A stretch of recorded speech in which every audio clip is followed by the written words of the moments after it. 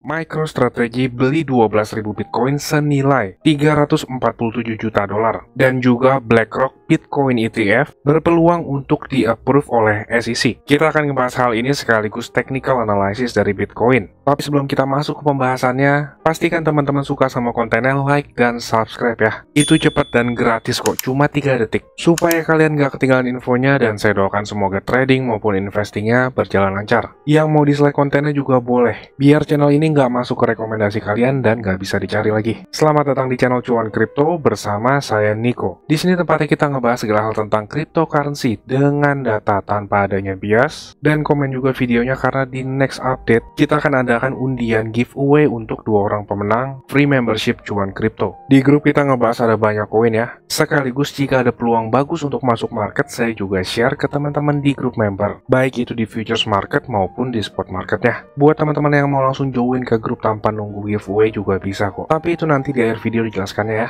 Kita fokus dulu ke update-nya kripto pada hari ini. Dan tanpa panjang lebar lagi, langsung aja kita masuk ke update-nya. Yang pertama itu MicroStrategy beli 12.000 Bitcoin senilai 340 juta dolar. Ini kalau dirupiahkan cukup banyak ya, sekitar kurang lebih 5 triliunan lah untuk penambahan aset MicroStrategy. Per tanggal saya bikin video pada saat ini, total holdingnya MicroStrategy itu mencapai 4,5 billion US dollar. Jika dikonversikan ke rupiah itu sekitar somewhere between 700 billion and a trillion 300 billion dollars. Ya, sekitar 70 triliun rupiah. Nilai yang cukup fantastis untuk holding Bitcoin. Ini hampir senilai APBD Jakarta. MicroStrategy merupakan perusahaan yang sangat percaya banget sama Bitcoin. Mereka itu sekalinya DCA nggak tanggung-tanggung ya. Langsung 5 triliun. 5 triliun itu 5.000 miliar. Rata-rata dari kita paling retail itu kalau DCA Bitcoin jutaan ya, atau beberapa ya DCA ratusan juta atau miliaran. Cuman itu ada hal unik di komunitas kripto loh.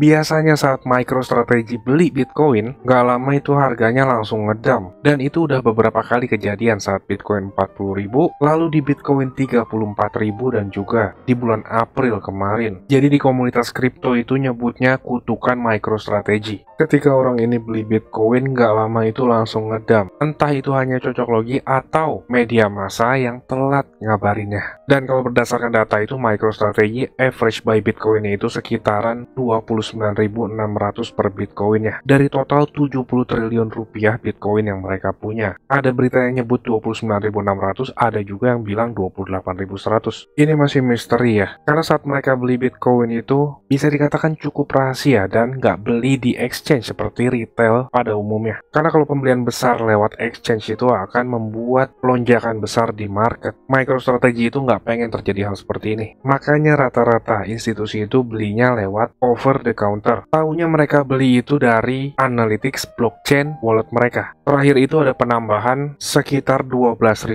Bitcoin lebih. Jadi para analis itu ngelihat dari data blockchain seperti ini. Semoga aja ya kutukan MicroStrategy beli Bitcoin lalu ngedam itu nggak terjadi. Lalu selanjutnya kita ngelihat dari BlackRock Bitcoin ETF yang ada kemungkinan untuk di-approve oleh SEC. Di sini jangan kita salah artikan ya. Ini kalau 50% itu artinya kan sama aja setengah-setengah dong. Antara keterima atau enggak, itu sama aja kayak tebak-tebakan dong ya. Tapi angka 50% ini lebih bagus daripada chance approvalnya itu 30%, 20% atau bahkan 10%. Karena 50% ini artinya itu dipertimbangkan. Yang jadi masalahnya adalah angka ini itu didapat dari analis. Ya, ini menyebutkan alasan lain yang mereka memberi Bitcoin Spot ETF approval 50% chance itu karena Grayscale punya kesempatan menang 70% di kasusnya melawan SEC. SEC itu menolak pengajuan Grayscale GBTC diubah ke Bitcoin ETF. Alasannya itu karena SEC berargumen proposalnya tidak memenuhi standar pencegahan praktik penipuan dan melindungi investor. Dan di kasus tuntutan Grayscale ke SEC itu, analis ini tuh bilang kemungkinan Grayscale menang itu sekitar 70%. Dan kalau Grayscale menang di pengadilan, itu juga menaikkan chance untuk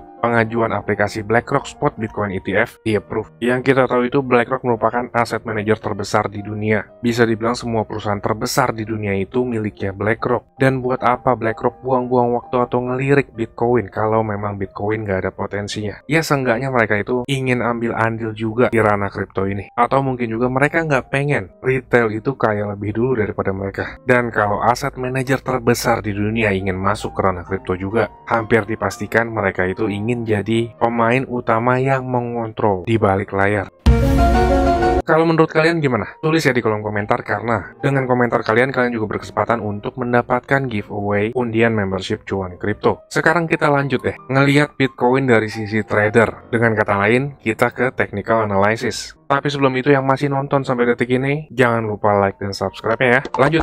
Di technical analysis, Bitcoin itu sekarang lagi di titik yang krusial nih. 31.000 itu merupakan resistance terakhir sebelum lepas landas menuju bull run. Kalau kita ngelihat relasi terdekatnya, yaitu stock market Amerika Serikat. Stock market itu bisa dikatakan sekarang udah mulai bull run-nya. Di stock market itu udah clear banget, fase korektif bear-nya sudah selesai dan sekarang membuat tren baru. Sekarang kerabat dekatnya yang sangat berkorelasi erat itu yaitu Bitcoin lagi di fase resistance critical. 31.000 ini menjadi resistance terakhir, dan ini merupakan resistance yang sangat besar karena kita ngelihat saat di tahun 2021 level ini itu menahan dropnya Bitcoin saat bull run nih. Ini drop terakhir itu karena crashnya USD atau Terra Luna. Dan kalau kita ngelihat seberapa kuat level resistance ini, ya ini merupakan resistance yang sangat kuat dan terakhir sebelum terjadinya bull run. Kabar baiknya di sini adalah sekarang itu kita udah mulai ngelihat pembentukan ada higher high baru, walaupun hanya buntut aja nih. Dan saat Bitcoin mencapai level ini lagi nih, kita masih belum ngelihat ada reaksi dari seller yang cukup signifikan. Sekarang itu harganya masih tertahan dekat-dekat area resistance dan terjadi penumpukan. Kalau secara pelajaran technical analysis yang lebih lanjut, penumpukan dekat resistance itu merupakan tanda-tanda akan terjadinya breakout. Reaksi dari seller sekarang itu masih minim nih. Yang agak jeleknya di sini adalah di daily time frame itu masuk ke fase overbought. Setiap Bitcoin masuk ke fase overbought ini rata-rata terjadi koreksi atau seenggaknya paling minim itu adalah konsolidasi lah ya. Karena di sini kita ngeliat di overbought itu terjadi konsolidasi sedikit nih. Saat di sini juga terjadi bearish divergence, terjadi koreksi dikit. Lalu di belakang-belakangnya saat masuk ke fase dekat-dekat overbought itu terjadi koreksi. Sekarang kita ngeliat Bitcoin terjadi konsolidasi aja, ini merupakan hal yang udah bagus banget loh. Apalagi dekat area resistance besar. Sayangnya saat mau masuk weekend itu rata-rata volume transaksi minim. Dan juga di sini kita ngelihat kenaikannya Bitcoin yang impulsif ini itu meninggalkan fair value gap. Di video sebelumnya itu kan saya ngejelasin tuh, ada trader di Binance yang nge-buy 75 juta Bitcoin dan itu membuat banyak orang yang kena short squeeze. Artinya dari pumpnya itu kan berarti ada banyak juga yang ordernya masih belum masuk di bawah dan ada gap. Ya bisa dibilang fair value gap lah orang nyebutnya ya, di kisaran 27.300 di area ini nih. Jadi misalkan kalau Bitcoin terjadi koreksi ya, area ini yang terdapat buyer yang sebelumnya nunggu untuk masuk kembali di market. Biasanya itu kan ada trader tuh, namanya breakout trader. Mereka itu kan nyari kesempatan masuk market ketika udah breakout lalu meretest. Nah di retest inilah para trader itu masuk. Dari tipe trader tersebut pasti ada yang nunggu sampai masuk kriteria trading plan-nya mereka untuk masuk lagi di area tersebut. Jadi tipikal trader seperti itu rata-rata masuk marketnya lagi nunggu ketika clear breakout di atas 32.000 atau koreksi ke kisaran 27.000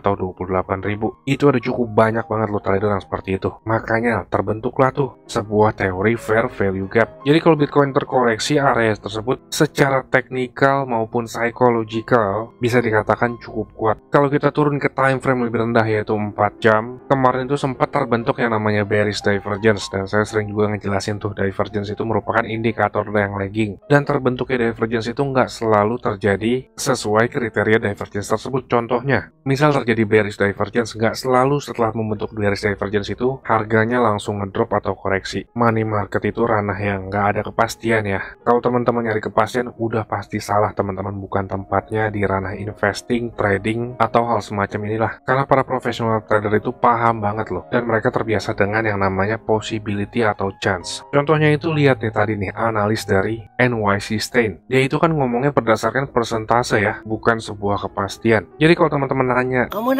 atau nyari yang namanya kepastian di ranah money market, baik itu kripto, trading, forex, emas, saham, dan lain-lain, itu udah pasti nggak ada yang namanya kepastian. Satu hal yang pasti ya nggak ada kepastian. Dan kita balik lagi ke divergence tadi, output dari divergence itu ada dua loh. Misal terjadi bearish divergence yang terbentuk di sini ya, outputnya itu bisa konsolidasi atau terjadi koreksi. Tujuannya itu untuk mereset momentum antara buyer dan seller supaya nggak ke area jenuh beli atau jenuh jual. Jadi ini merupakan pelajaran baru buat teman-teman yang nggak tahu. Kalau teman-teman baru tahu, jangan lupa like dan subscribe ya. Lanjut.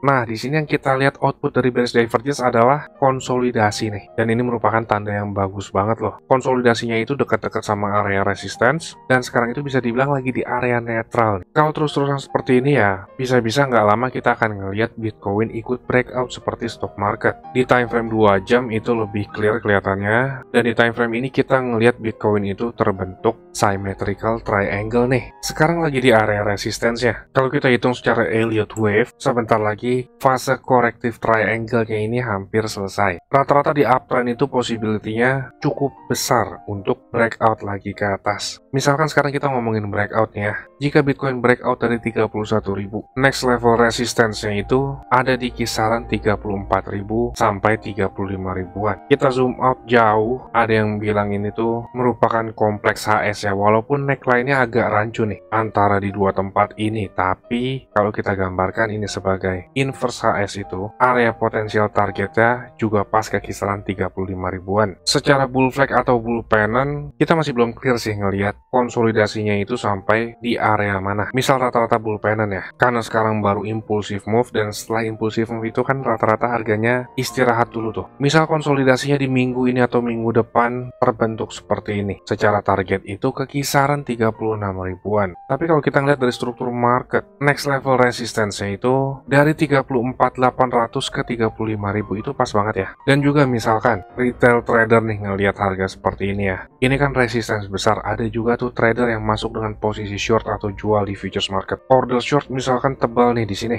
Ketika nanti harganya nyundul dikit aja, itu akan nge-trigger stop loss mereka, dan bisa terjadi seperti ini lagi nih, short squeeze yang naikin harga Bitcoinnya sampai ke area resistance ini, baru terjadi koreksi tuh di bawah 30.000 lagi. Jadi outputnya itu bisa dua loh. Antara kita koreksi dulu nih, ngambil order di bawah sekaligus untuk nurunin momentum indikator supaya nggak masuk ke fase jenuh beli terus dan breakoutnya lebih kuat nantinya, atau Bitcoin di bawah breakout dulu baru terjadi koreksi. At the end, market itu nggak bergerak satu arah ya. Yang namanya uptrend pasti terjadi koreksi turun, dan juga kalau marketnya downtrend kita juga dapat koreksi naik. Untuk kesempatan cuannya tergantung teman-teman tuh gimana strategi masuk market atau trading plan-nya. Jadi walaupun apapun yang market kasih ke kita masih bisa memanfaatkan untuk tetap cuan. Dan cara itu pun yang digunakan para professional trader atau asset manager untuk menggandakan uangnya. Jadi masuk market itu nggak asal-asalan ya. Kurang lebih seperti itu. Misalkan Bitcoin terkoreksi ya, kita tinggal tunggu aja nih narasi apa yang dibentuk media untuk menggoreng isu Bitcoin supaya dipahami orang awam. Contohnya itu kemarin loh ya, saat orang-orang pada teriak bear nih. Ketika Bitcoin drop itu rata-rata kan orang pada bilang, wah ini karena Jerome Powell yang masih hawkish nih. Mereka itu berniat untuk naikin 2 kali lagi suku bunga.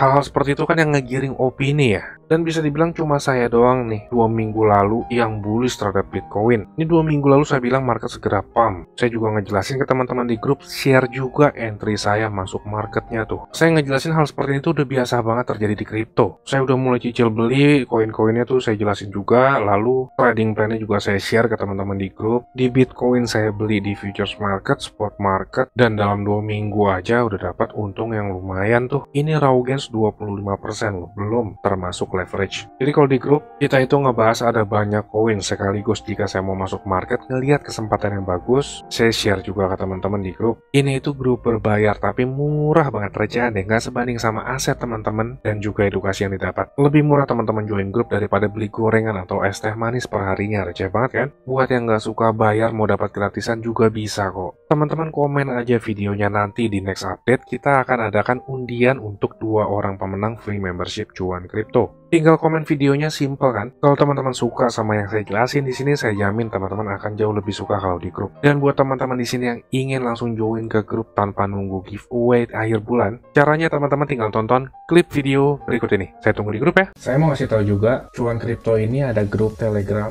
dan juga udah cukup banyak juga aktif membernya. Keuntungan yang didapat yaitu teman-teman sekalian waktunya efisien, nggak pusing buat analisa chart, apalagi yang belum ngerti. Yang kedua, update terdepan, karena saya lebih sering update dan aktif di grup tersebut ya. Yang ketiga, teman-teman sekalian dikasih tahu kapan waktu terbaik untuk beli koin. Dan itu biasanya barengan saat saya juga beli koin. Yang keempat, ada diskusi grup chat buat ngobrol sesama member, saling kenal, dan tanya jawab. Dan yang terakhir, teman-teman bisa request koin untuk dianalisa. Ini grupnya nggak gratis ya teman-teman, tapi tenang, harganya murah kok, yaitu Rp199.000.